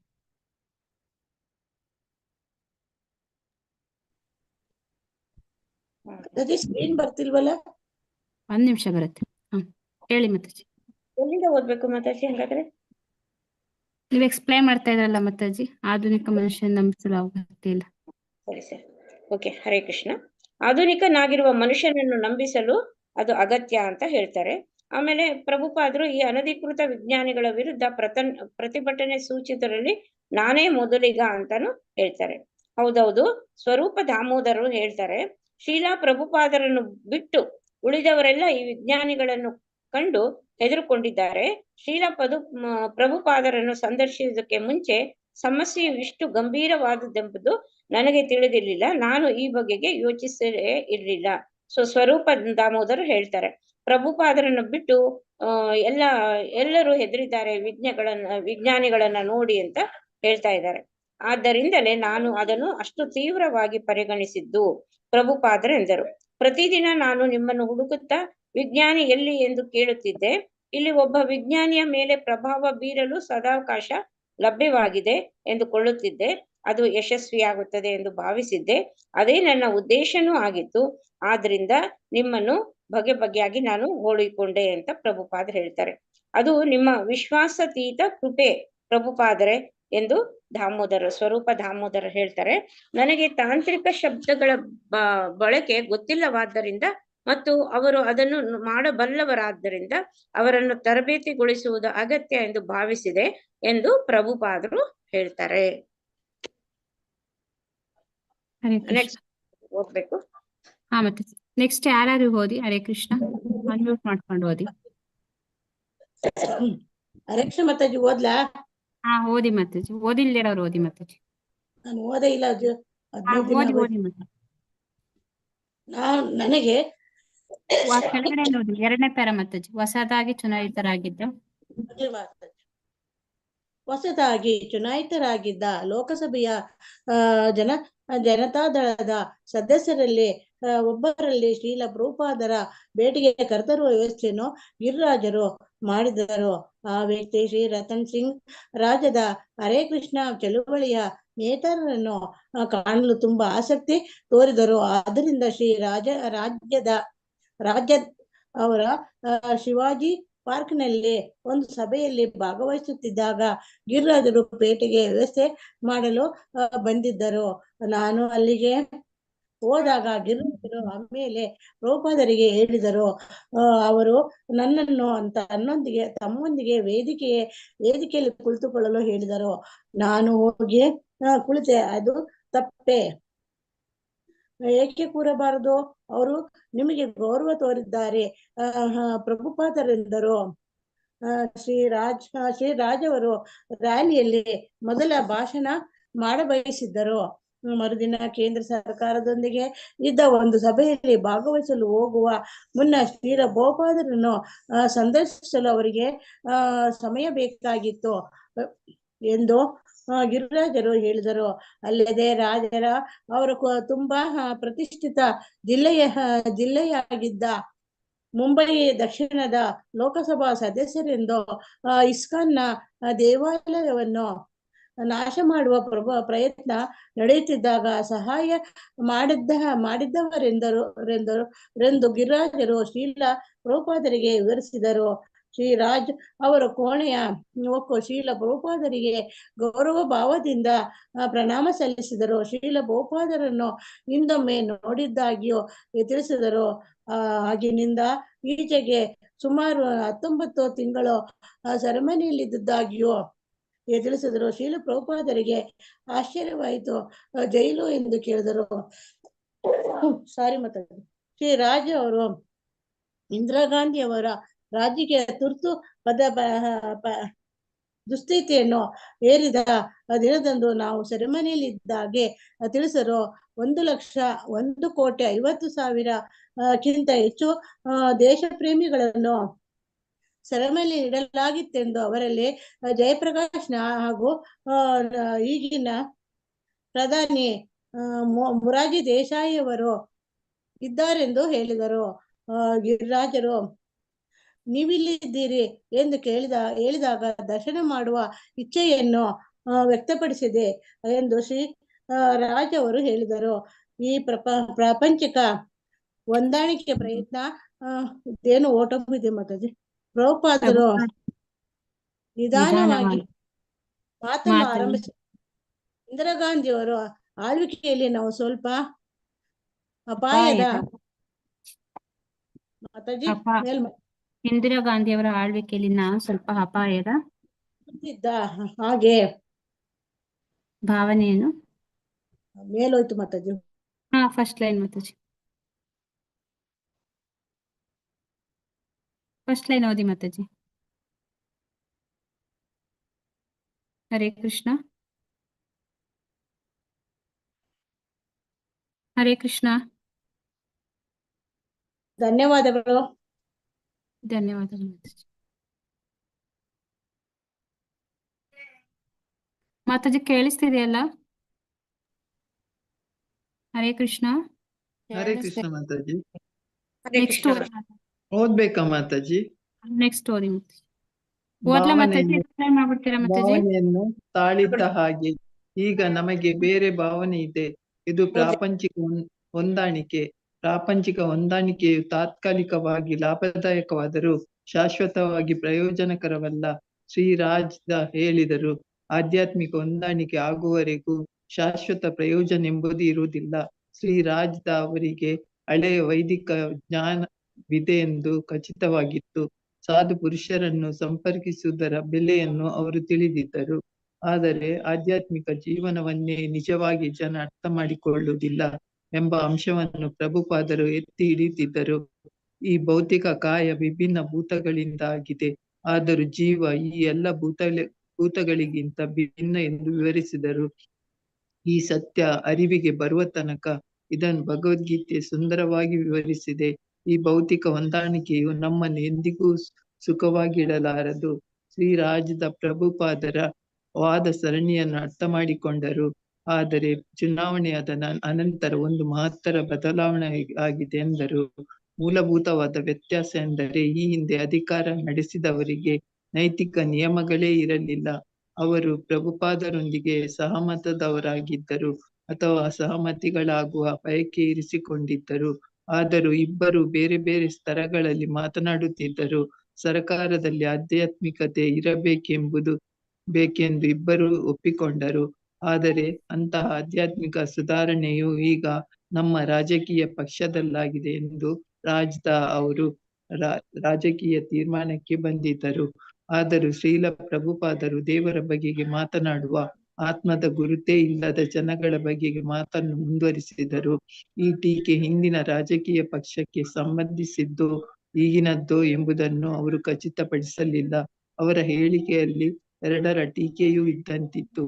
ಲೋಕೋತ್ತರವಾದ ತಿಳುವಳಿಕೆ ಇಲ್ಲದವರು ಚೈತನ್ಯ ಜಡಗಳ ನಡುವಣ ವ್ಯತ್ಯಾಸವನ್ನೇ ಗುರುತಿಸಲಾರದೆ ಪ್ರಾಪಂಚಿಕ ಕ್ಷೇತ್ರದಲ್ಲಿ ಕೆಲಸ ಮಾಡುವವರು ಎಲ್ಲರೂ ಇಂತಹ ಹೀನಾಯ ಗತಿಗೆ ಇಳಿಯುತ್ತಾರೆ ಎಂದರು. ಇಲ್ಲ, ಶ್ರೀರಾಜದ ಹೇಳಿದರು, ಇಂದಿನ ಆಳ್ವಿಕೆಯವರಲ್ಲಿ ಬಹುತೇಕ ಜನ ಕಮ್ಯುನಿಸ್ಟರಾಗಿದ್ದರು. ಧರ್ಮ ಎನ್ನುವುದು ಅಫೀಮು ಇದ್ದ ಹಾಗೆ ಎನ್ನುತ್ತಿದ್ದರು. ಅವರಿಗೆ ಧರ್ಮದಲ್ಲಿ ಎಳ್ಳಷ್ಟು ಆಸಕ್ತಿ ಇರಲಿಲ್ಲ. ಆದ್ದರಿಂದಲೇ ಅವರೇನೋ ಹೇಳುತ್ತಾರೆ, ನಾವು ಏನೋ ಹೇಳುತ್ತೇವೆ. ಪ್ರಭುಪಾದರು ಹೇಳಿದರು, ಅವರು ಎಂತಹದೋ ಹೇಳುತ್ತಾರೆ, ನೀವು ಎಂತಹದವನ್ನ ತಯಾರಿಸುತ್ತೀರಿ. ಅದೇ ಅಲ್ಲ ಮಾತಾಜಿ, ಹಾ ಮಾತಾಜಿ, ಹೌದು. ತಯಾರಿಸುತ್ತೀರಿ. ಆದರೆ ಯಾರಿಗೂ ಸತ್ಯ ಯಾವುದು ಎಂಬುದು ಗೊತ್ತಿಲ್ಲ. ಅದೇ ಬಂದಿರುವ ತೊಂದರೆ. ನಾನು ಹೀಗೆ ಸಲಹೆ ಕೊಡುತ್ತೇನೆ ಎಂದು ಹೇಳುವ ಮುನ್ನ ನಿಮಗೆ ಸತ್ಯ ಯಾವುದು ಎಂಬುದು ತಿಳಿದಿರದಿದ್ದರೆ ಅದು ಪರಿಹಾರವಲ್ಲ. ಇದು ಜಗತ್ತಿನಲ್ಲೆಲ್ಲ ನಡೆಯುತ್ತಿರುವ ವಿಷಯ. ನತೆ ವಿದುಹು ಸ್ವಾರ್ಥ ಗತಿಂ ಹಿ ವಿಷ್ಣು. ತಮ್ಮ ಉನ್ನತ ಸ್ವಾರ್ಥಗತಿಯೇ ವಿಷ್ಣು ಎಂಬುದನ್ನರಿಯದ ಜನ ಬಾಹ್ಯ ಲಕ್ಷಣಗಳು, ಭೌತಿಕ ಲಕ್ಷಣಗಳು ಇವುಗಳ ಬಗೆಗೆ ಮಾತ್ರ ಅವರಿಗೆ ಕಾಳಜಿ ಇದೆ. ಭೂಮಿ, ನೀರು, ಬೆಂಕಿ, ಗಾಳಿ, ಆಕಾಶ, ಮನಸ್ಸು, ಬುದ್ಧಿ ಇವುಗಳಲ್ಲದೆ ಇನ್ನೊಂದು ವಸ್ತುವಿದೆ ಎಂಬುದು ಅವರಿಗೆ ತಿಳಿದಿಲ್ಲ. ಈ ಜ್ಞಾನ ಬರುವ ತನಕ ಕಲ್ಯಾಣಕಾರಕ ಚಟುವಟಿಕೆಗಳೆಂಬುದೇ ಇರುವುದಿಲ್ಲ. ಆ ಜ್ಞಾನವು ಭಾರತದಲ್ಲಿ ಲಭ್ಯವಿದೆ. ಹರೇ ಕೃಷ್ಣ ಮಾತಾಜಿ. ಹರೇ ಕೃಷ್ಣ. ಮಾತಾಜಿ, ಇದೊಂದು 3 ಪ್ಯಾರೇಜ್ ಓದಿಸ್ಬಿಡ್ತೀನಿ ಮಾತಾಜಿ.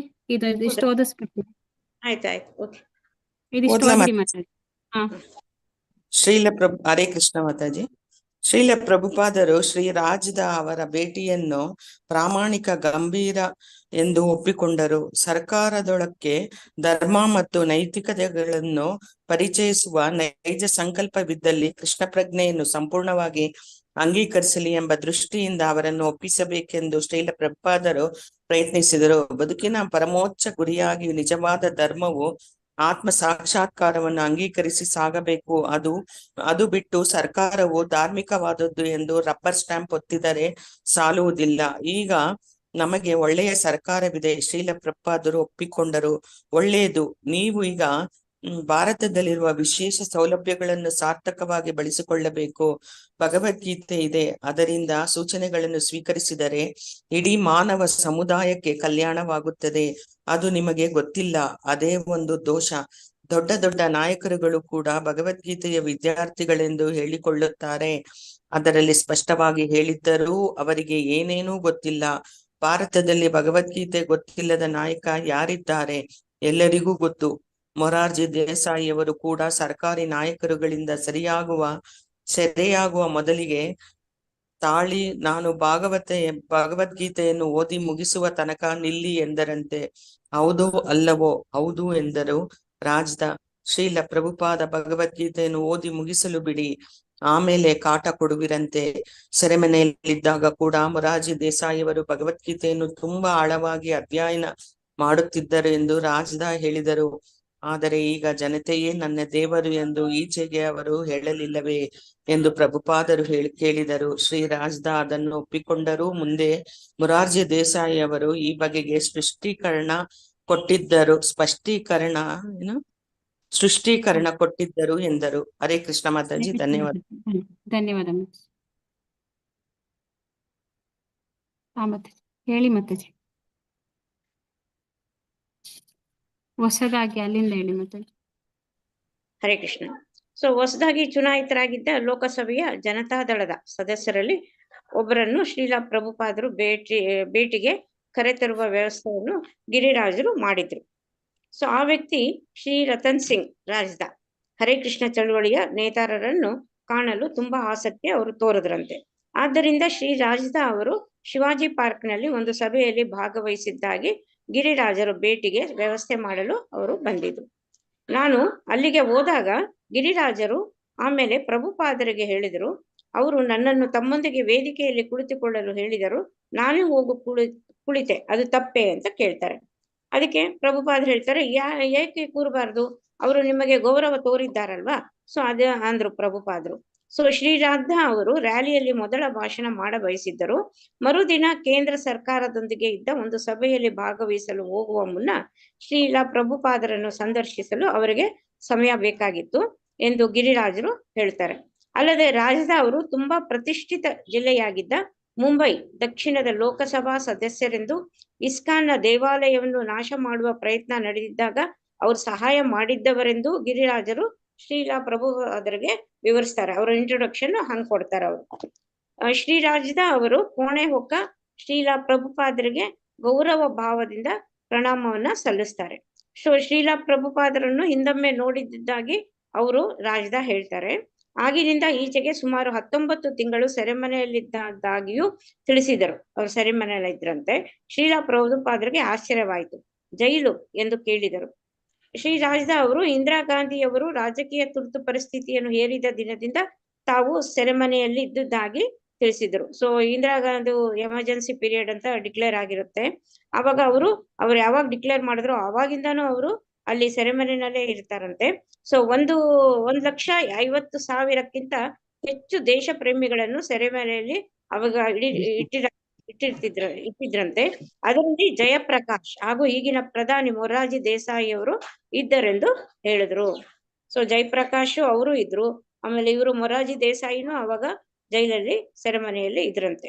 ಸೊ ಗಿರಿರಾಜರು ನೀವಿಲ್ಲಿದ್ದೀರಾ ಎಂದು ಹೇಳಿದಾಗ ದರ್ಶನ ಮಾಡುವ ಇಚ್ಛೆಯನ್ನು ವ್ಯಕ್ತಪಡಿಸಿದೆ ಎಂದು ಶ್ರೀ ರಾಜದ ಹೇಳಿದರು.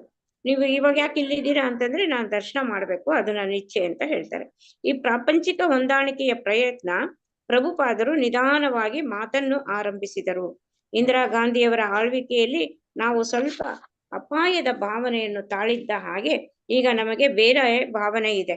ಇದು ಪ್ರಾಪಂಚಿಕ ಹೊಂದಾಣಿಕೆ.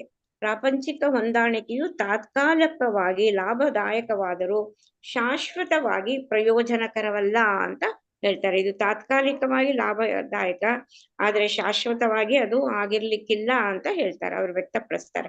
ಸೊ ಶ್ರೀ ರಾಜದ ಹೇಳ್ತಾರೆ, ಆಧ್ಯಾತ್ಮಿಕ ಹೊಂದಾಣಿಕೆ ಆಗುವವರೆಗೂ ಶಾಶ್ವತ ಪ್ರಯೋಜನ ಎಂಬುದು ಇರೋದಿಲ್ಲ.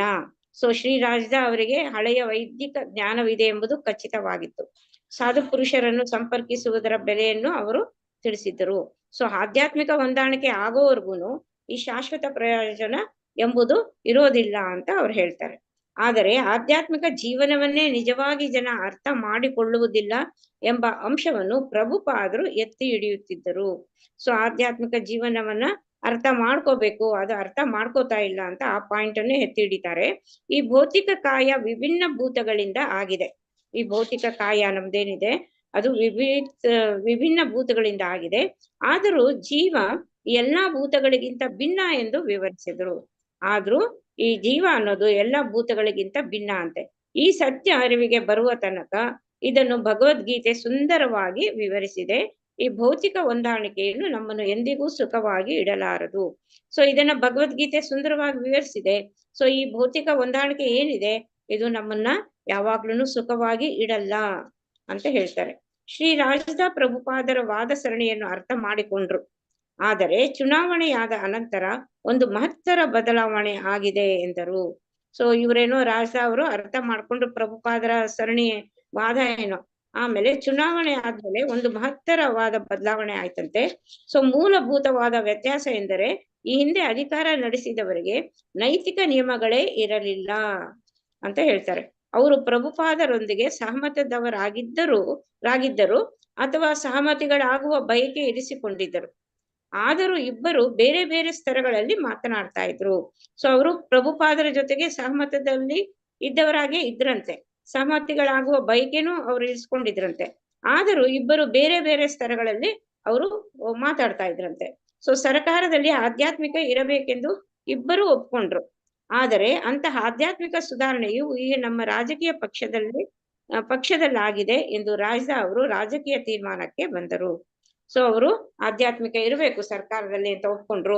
ಈಗ ಈ ಆಧ್ಯಾತ್ಮಿಕ ಸುಧಾರಣೆ ನಮ್ಮ ರಾಜಕೀಯ ಪಕ್ಷದಲ್ಲಿ ಇದೆ ಅಂತ ಇವರು ರಾಜದ ಅವರು ಒಂದು ಹೇಳಿದ್ರು. ಆದರೂ ಶ್ರೀಲಾ ಪ್ರಭುಪಾದರು ದೇವರ ಬಗೆಗೆ ಮಾತನಾಡುವ ಆತ್ಮದ ಗುರುತೇ ಇಲ್ಲದ ಜನಗಳ ಬಗೆಗೆ ಮುಂದುವರಿಸಿದರು. ಸೊ ಆತ್ಮದ ಗುರುತೇ ಇಲ್ಲದ ಜನಗಳ ಬಗ್ಗೆ ಇವರು ಪ್ರಭುಪಾದರು ದೇವರ ಬಗ್ಗೆ ಮಾತಾಡೋದಕ್ಕೆ ಶುರು ಮಾಡಿದ್ರು. ಈ ಟೀಕೆ ಹಿಂದಿನ ರಾಜಕೀಯ ಪಕ್ಷಕ್ಕೆ ಸಂಬಂಧಿಸಿದ್ದೋ ಈಗಿನದಕ್ಕೋ ಎಂಬುದನ್ನು ಅವರು ಖಚಿತಪಡಿಸಲಿಲ್ಲ ಅವರು. ಸೊ ಇದು ಹಿಂದಿನ ರಾಜಕೀಯದ್ದು ಅಥವಾ ಈಗಿನ ಒಂದು ಪಕ್ಷದ್ದು ಗೊತ್ತಾಗ್ಲಿಲ್ಲ. ಅವರ ಹೇಳಿಕೆಯಲ್ಲಿ ಎರಡರ ಟೀಕೆಯೂ ಇದ್ದಂತಿತ್ತು. ಲೋಕೋತ್ತರವಾದ ತಿಳುವಳಿಕೆ ಇಲ್ಲದವರು ಚೈತನ್ಯ ಜಡಗಳ ನಡುವ ವ್ಯತ್ಯಾಸವನ್ನು ಗುರುತಿಸಲಾರದೆ ಪ್ರಾಪಂಚಿಕ ಕ್ಷೇತ್ರದಲ್ಲಿ ಕೆಲಸ ಮಾಡುವವರು ಎಲ್ಲರೂ ಇಂಥ ಹೀನಾಯ ಗತಿಗೆ ಇಳಿಯುತ್ತಾರೆ. ಸೊ ಇಲ್ಲಿ ಹೇಳ್ತಾ ಇದ್ದಾರೆ, ಲೋಕೋತ್ತರವಾದ ತಿಳುವಳಿಕೆ ಇಲ್ಲದವರು ಈ ಚೈತನ್ಯ ಮತ್ತು ಜಡಗಳ ನಡುವೆ ವ್ಯತ್ಯಾಸವನ್ನೇ ಈ ದೇಹ ಮತ್ತು ಆತ್ಮ, ಚೈತನ್ಯ ಮತ್ತು ಜಡ ಅಂತಂದ್ರೆ ಆತ್ಮ ಮತ್ತು ಇದು ದೇಹ ನಡುವಣ ವ್ಯತ್ಯಾಸವನ್ನೇ ಗುರುತಿಸಲಾರದ ಈ ಪ್ರಾಪಂಚಿಕ ಕ್ಷೇತ್ರದಲ್ಲಿ ಕೆಲಸ ಮಾಡೋರು ಎಲ್ಲರೂ ಇಂಥ ಹೀನಾಯ ಗತಿಗೆ ಇಳಿತಾರೆ ಅಂತ ಇಲ್ಲಿ ಹೇಳ್ತಾ ಇದ್ದಾರೆ. ಇಲ್ಲ ಶ್ರೀರಾಜದ ಹೇಳಿದರು. ಇಂದಿನ ಆಳ್ವಿಕೆಯಲ್ಲಿ ಅವರಲ್ಲಿ ಬಹುತೇಕ ಜನ ಕಮ್ಯುನಿಸ್ಟರಾಗಿದ್ರು. ಧರ್ಮ ಎನ್ನುವುದು ಅಫೀಮು ಇದ್ದ ಹಾಗೆ ಎನ್ನುತ್ತಿದ್ದರು. ಅವರಿಗೆ ಧರ್ಮದಲ್ಲಿ ಎಳ್ಳಷ್ಟು ಆಸಕ್ತಿ ಇರಲಿಲ್ಲ. ಸೊ ರಾಜದ ಹೇಳ್ತಾರೆ, ಹಿಂದೆ ಇದ್ದವರು ಕಮ್ಯುನಿಸ್ಟ್ ಪಕ್ಷದವರು, ಅವರಿಗೆ ಧರ್ಮ ಅನ್ನುವುದು ಒಂದು ಅಫೀಮು ಇದ್ದಂಗಂತೆ. ಸೊ ಅವರಿಗೆ ಧರ್ಮದಲ್ಲಿ ಎಳ್ಳಷ್ಟು ಆಸಕ್ತಿನೂ ಇರ್ಲಿಲ್ವಂತೆ. ಆದುದರಿಂದಲೇ ಅವರೇನೋ ಹೇಳುತ್ತಾರೆ, ನಾವು ಏನೋ ಹೇಳುತ್ತೇವೆ. ಪ್ರಭುಪಾದರು ಹೇಳಿದ್ರು ಹಾಗಂತ. ಅವರೇನೋ ಹೇಳ್ತಾರೆ, ನಾವು ಏನೋ ಹೇಳ್ತೇವೆ ಅಂತ ಪ್ರಭುಪಾದರು ಹೇಳ್ತಾರೆ. ಅವ್ರು ಎಂಥದ್ದೋ ಹೇಳ್ತಾರೆ, ನೀವು ಎಂತಹದ್ದನ್ನೋ ತಯಾರಿಸುತ್ತೀರಿ. ಆದರೆ ಯಾರಿಗೂ ಸತ್ಯ ಯಾವುದು ಎಂಬುದನ್ನು ಗೊತ್ತಿಲ್ಲ ಅಂತ ಪ್ರಭುಪಾದರು ಅದನ್ನ ಹೇಳ್ತಾರೆ. ಅದೇ ಬಂದಿರುವ ತೊಂದರೆ.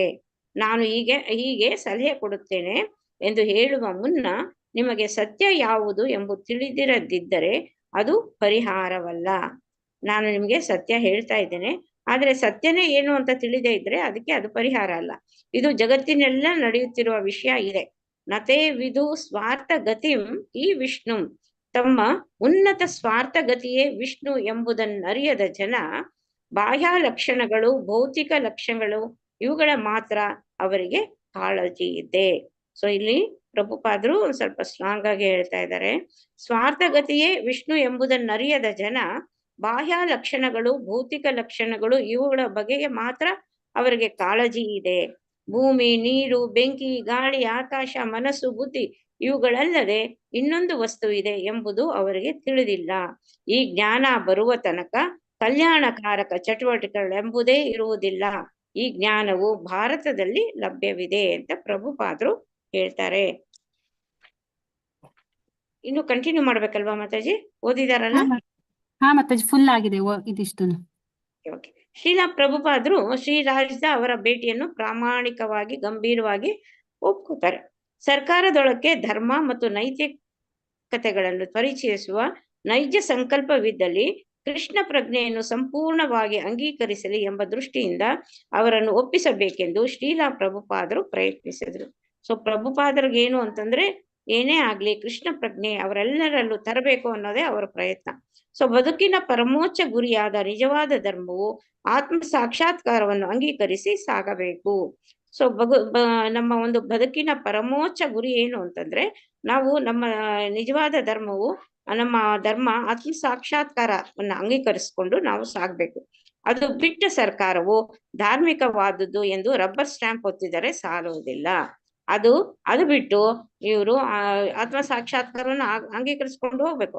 ಅದನ್ನ ಬಿಟ್ಬಿಟ್ಟು ಸರ್ಕಾರವು ಧಾರ್ಮಿಕವಾದದ್ದು ಅಂತ ಒಂದು ರಬ್ಬರ್ ಸ್ಟ್ಯಾಂಪ್ ಹೊತ್ತು ಬಿಟ್ರೆ ಅದು ಸಾಕಾಗೋದಿಲ್ಲ. ಈಗ ನಮಗೆ ಒಳ್ಳೆಯ ಸರ್ಕಾರವಿದೆ. ಶ್ರೀ ಪ್ರಭುಪಾದರು ಅದನ್ನು ಒಪ್ಕೋತಾರೆ. ಒಳ್ಳೆಯದು, ನೀವೀಗ ಭಾರತದಲ್ಲಿರುವ ವಿಶೇಷ ಸೌಲಭ್ಯಗಳನ್ನು ಸಾರ್ಥಕವಾಗಿ ನೀವು ಬಳಸ್ಕೋಬೇಕು.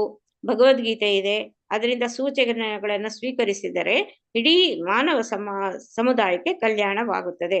ಸೊ ಇವಾಗ ಭಗವದ್ಗೀತೆ ಇದೆ, ನಮ್ಮ ಮುಂದೆನೆ ಇದೆ. ಅದರಿಂದ ಅಲ್ಲಿರ್ತಕ್ಕಂಥ ಸೂಚನೆಗಳನ್ನ ಸ್ವೀಕರಿಸಿದ್ರೆ ಅದೇನಾಗುತ್ತೆ, ಮಾನವ ಸಮುದಾಯಕ್ಕೆ ಅದು ಕಲ್ಯಾಣವಾಗುತ್ತದೆ. ಅದು ನಿಮಗ್ ಗೊತ್ತಿಲ್ಲ, ಅದೇ ಒಂದು ದೋಷ ನಿಮ್ಗೆ ಅಂತ ಹೇಳ್ತಾ ಇದ್ದಾರೆ. ದೊಡ್ಡ ದೊಡ್ಡ ನಾಯಕರುಗಳು ಕೂಡ ಭಗವದ್ಗೀತೆಯ ವಿದ್ಯಾರ್ಥಿಗಳೆಂದು ಹೇಳಿಕೊಳ್ಳುತ್ತಾರೆ. ಅದರಲ್ಲಿ ಸ್ಪಷ್ಟವಾಗಿ ಹೇಳಿದ್ದರು ಅವರಿಗೆ ಏನೇನೂ ಗೊತ್ತಿಲ್ಲ. ನಾವು ತುಂಬಾ ಭಗವದ್ಗೀತೆ ನಮಗೆ ಗೊತ್ತಿದೆ ಹಾಗೆ ಹೀಗೆ ಅಂತ ನಾಯಕರು ಹೇಳ್ಕೊತಾರೆ, ಆದ್ರೆ ಅವ್ರಿಗೆ ಸ್ಪಷ್ಟವಾಗಿ ಅಲ್ಲೇನಿದೆ ಅಂತಾನೆ ಅವ್ರಿಗೆ ಗೊತ್ತಿಲ್ಲ. ಭಾರತದಲ್ಲಿ ಭಗವದ್ಗೀತೆ ಗೊತ್ತಿಲ್ಲದ ನಾಯಕ ಯಾರಿದ್ದಾರೆ? ಎಲ್ಲರಿಗೂ ಗೊತ್ತು. ಮೊರಾರ್ಜಿಯವರು ಕೂಡ ಸರ್ಕಾರಿ ನಾಯಕರುಗಳಿಂದ ಸರಿಯಾಗುವ ಮೊದಲಿಗೆ ತಾಳಿ ನಾನು ಭಗವದ್ಗೀತೆಯನ್ನು ಓದಿ ಮುಗಿಸುವ ತನಕ ಇಲ್ಲಿ ಎಂದರಂತೆ. ಹೌದೋ ಅಲ್ಲವೋ ಅಂತ ಕೇಳಿದಾಗ ಹೌದು ಅಂತಾರೆ. ಸೊ ಅಲ್ಲಿ ಮೊರಾರ್ಜಿ ದೇಸಾಯಿಯವ್ರನ್ನ ಇದು ಅವರು ಸರ್ಕಾರಿ ನಾಯಕರ ಅವ್ರನ್ನ ಸೆರೆಮನೆಗೆ ಕರ್ಕೊಂಡು ಹೋಗಕ್ ಬಂದಾಗ ಅವಾಗ ಮೊರಾರ್ಜಿ ಅವ್ರು ಹೇಳ್ತಾರಂತೆ, ತಾಳಿ ನಾನು ಇಲ್ಲಿ ಭಗವದ್ಗೀತೆ ಓದ್ತಾ ಇದ್ದೀನಿ, ಅದು ಮುಗಿಸ್ಬಿಟ್ಟು ನಾನು ಬರ್ತೀನಿ ಅಂತ. ಸೊ ಅವರೆಲ್ಲ ಓದ್ತಾ ಇದ್ರು ಅವಾಗೆಲ್ಲಾನು ಇದ್ದಂಥವ್ರು. ಅವರೆಲ್ಲಾನು ತುಂಬಾನೇ ಒಳ್ಳೆ ಇದು ಫಿಲಾಸಫರ್ಸೇ. ಫಿಲಾಸಫರ್ಸು, ರಾಜಕಾರಣಿಗಳು, ಅವರೆಲ್ಲಾನು ಭಕ್ತರೂ ಆಗಿದ್ರು. ಭಗವದ್ಗೀತೆ ಇಂಥವೆಲ್ಲ ಓದ್ತಾ ಇದ್ರು. ಆ ಭಾಷಣ ಮಾಡೋವಾಗ್ಲೂ ಅದೆಲ್ಲಾನು ಕೃಷ್ಣನ ಒಂದು, ಅರ್ಜುನನ ಸಂವಾದ ಇದೆಲ್ಲಾನು ಅವರು ಉದಾಹರಣೆ ಕೊಡ್ತಾ ಇದ್ರು ಭಾಷಣಗಳಲ್ಲಿ, ಈಗ್ಲೂ ಕೇಳಿದ್ರೆ ನಮ್ಗದು ಗೊತ್ತಾಗುತ್ತೆ. ಹೌದು ಎಂದರು ರಾಜ್ದ. ಶ್ರೀಲಾ ಪ್ರಭುಪಾದ್ ಭಗವದ್ಗೀತೆಯನ್ನು ಓದಿ ಮುಗಿಸಲು ಬಿಡಿ, ಆಮೇಲೆ ಕಾಟ ಕೊಡಿಯುರಂತೆ ಅಂತ ಪ್ರಭುಪಾದ್ ಹೇಳ್ತಾರೆ. ಸೊ ಸೆರೆಮನೆಯಲ್ಲಿದ್ದಾಗ ಕೂಡ ಮೊರಾರ್ಜಿಯವರು ಭಗವದ್ಗೀತೆಯನ್ನು ತುಂಬಾ ಆಳವಾಗಿ ಅಧ್ಯಯನ ಮಾಡುತ್ತಿದ್ದರು ಎಂದು ರಾಜ್ದ ಹೇಳಿದರು. ಸೊ ಅವರು ಸೆರೆಮನೆಯಲ್ಲಿದ್ದಾಗಲೂ ಕೂಡ ಮೊರಾರ್ಜಿಯವರು ಭಗವದ್ಗೀತೆಯನ್ನ ತುಂಬಾ ಆಳವಾಗಿ ಅಧ್ಯಯನ ಮಾಡ್ತಾ ಇದ್ರಂತೆ. ಇವನ್ ಮಹಾತ್ಮ ಗಾಂಧೀಜಿನೂ ಅಷ್ಟೇ, ನಮ್ಗೆ ಯಾವ್ದೋ ಒಂದು ಸಣ್ಣ ಪ್ರೈಮರಿನಲ್ಲಿ ಒಂದು ಇದು ಪಾಠನೇ ಇತ್ತು. ಅವರು ಅಷ್ಟೇ ಸೆರೆಮನೆಯಲ್ಲಿದ್ದಾಗ ಭಗವದ್ಗೀತೆ ಎಲ್ಲ ಓದ್ತಾ ಇದ್ರು. ಆದರೆ ಈಗ ಜನತೆಯೇ ನನ್ನ ದೇವರು ಎಂದು ಈಚೆಗೆ ಅವರು ಹೇಳಲಿಲ್ಲವೇ ಎಂದು ಪ್ರಭುಪಾದರು ಕೇಳಿದ್ರು. ಶ್ರೀ ರಾಜದ ಅದನ್ನೂ ಒಪ್ಪಿಕೊಂಡರು. ಮುಂದೆ ಮೊರಾರ್ಜಿಯವರು ಈ ಬಗೆಗೆ ಸ್ಪಷ್ಟೀಕರಣ ಕೊಟ್ಟಿದ್ದರು ಎಂದರು. ಹರೇ ಕೃಷ್ಣ ಮಾತಾಜಿ. ಮುಂದೆ ಇನ್ನೊಂದು ಪೇಜ್ ಓದಿಸ್ಲಾ ಮಾತಾಜಿ?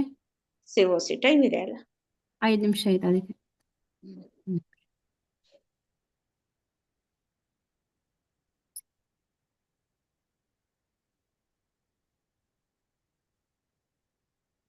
ಅಟೆಂಡೆನ್ಸ್ ಲಿಂಕ್ ಹಾಕಿದೀನಿ, ಎಲ್ಲರೂ ಅಟೆಂಡೆನ್ಸ್ ಹಾಕ್ಬಿಡಿ.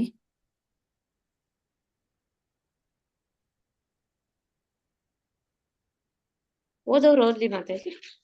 1 ನಿಮಿಷ ಮಾತಾಜಿ, ಶೇರ್ ಮಾಡ್ತೀನಿ.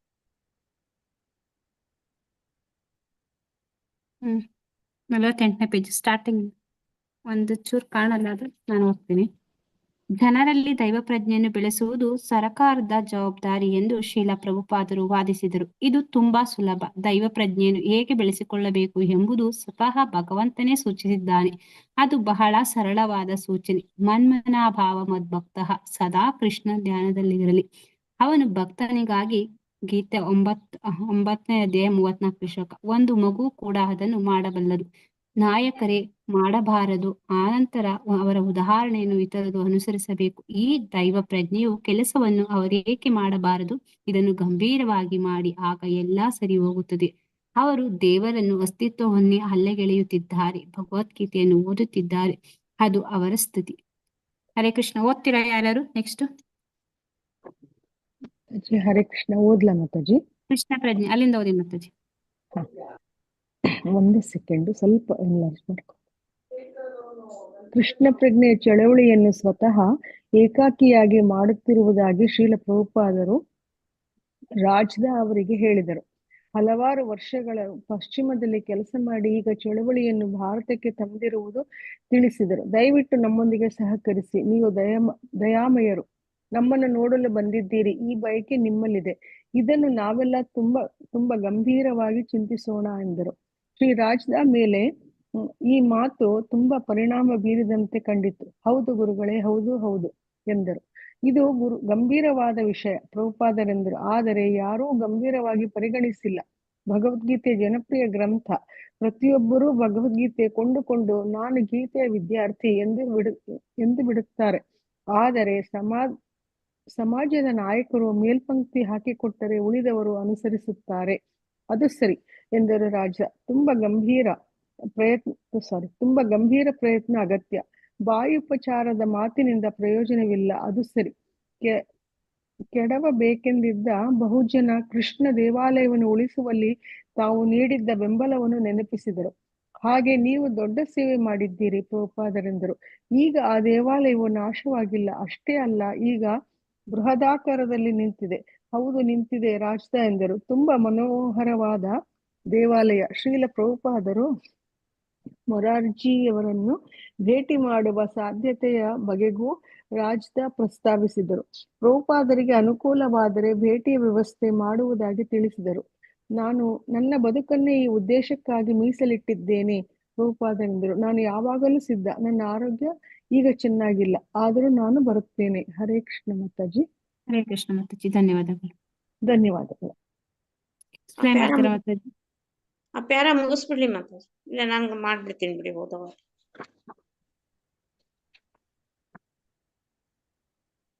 ಎಲ್ಲಿಂದ ಮಾತಾಜಿ? ಜನರಲ್ಲಿ ದೈವ ಪ್ರಜ್ಞೆ ಸ್ಟಾರ್ಟಿಂಗ್ ಇಂದ ಮಾತಾಜಿ. 348ನೇ ಪೇಜ್ ಸ್ಟಾರ್ಟಿಂಗ್.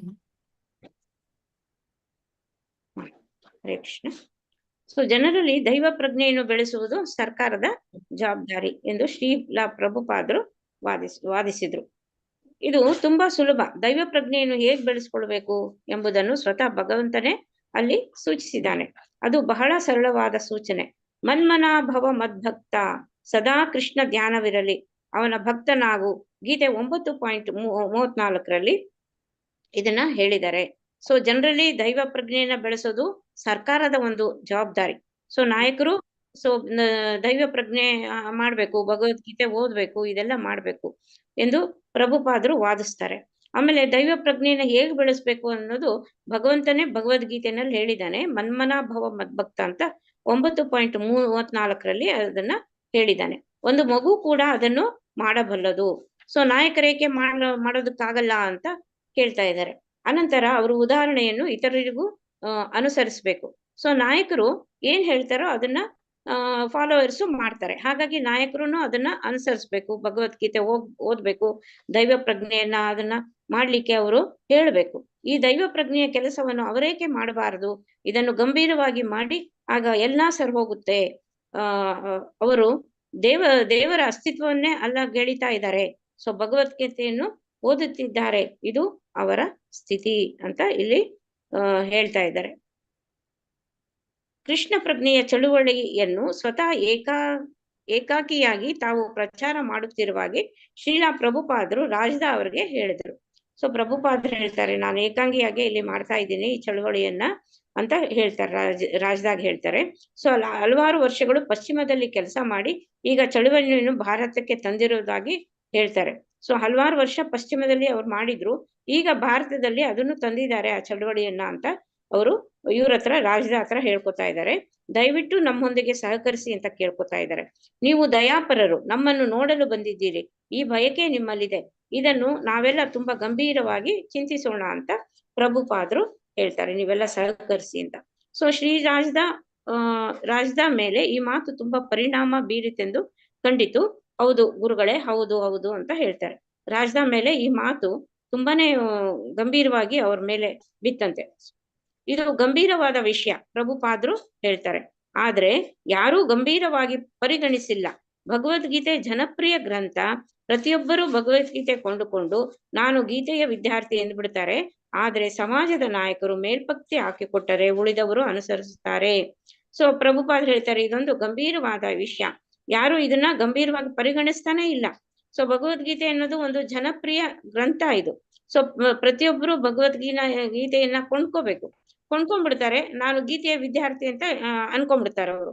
ಆದರೆ ಸಮಾಜದ ನಾಯಕರು ಈ ಒಂದು ಮೇಲ್ಪಂಕ್ತಿಯನ್ನು ಹಾಕೊಟ್ರೆ, ಅವರು ನಾಯಕರು ಹಾಕೊಟ್ರೆ ಉಳಿದವ್ರು ಅದನ್ನ ಅನುಸರಿಸ್ತಾರೆ ಅಂತ ಪ್ರಭುಪಾದರು ಆಗ್ಲೇ ಅದನ್ನ ಹೇಳಿದ್ರು ನೋಡಿ. ಅದು ಸರಿ ಎಂದರು ರಾಜದ. ತುಂಬಾ ಗಂಭೀರ ಪ್ರಯತ್ನ ಅಗತ್ಯ. ಬಾಯಿ ಉಪಚಾರದ ಮಾತಿನಿಂದ ಪ್ರಯೋಜನವಿಲ್ಲ. ಅದು ಕೆಡವಬೇಕೆಂದಿದ್ದ ಜುಹುವಿನ ಕೃಷ್ಣ ದೇವಾಲಯವನ್ನು ಉಳಿಸುವಲ್ಲಿ ತಾವು ನೀಡಿದ್ದ ಬೆಂಬಲವನ್ನು ನೆನಪಿಸಿದ್ರು. ರಾಜದ ಹೇಳ್ತಾರೆ, ಆಯ್ತು, ಅದು ಸರಿನೇ ನೀವು ಹೇಳ್ತಾ ಇರೋದು, ತುಂಬಾ ಗಂಭೀರ ಪ್ರಯತ್ನ ಇದಕ್ಕೆ ಅಗತ್ಯವಾಗಿದೆ. ಸುಮ್ನೆ ಸುಮ್ನೆ ಬಾಯಲ್ಲಿ ಮಾತಾಡೋದ್ರಿಂದ ಏನು ಪ್ರಯೋಜನ ಇಲ್ಲ. ಸೊ ಅಂತ ಹೇಳ್ತಾರೆ.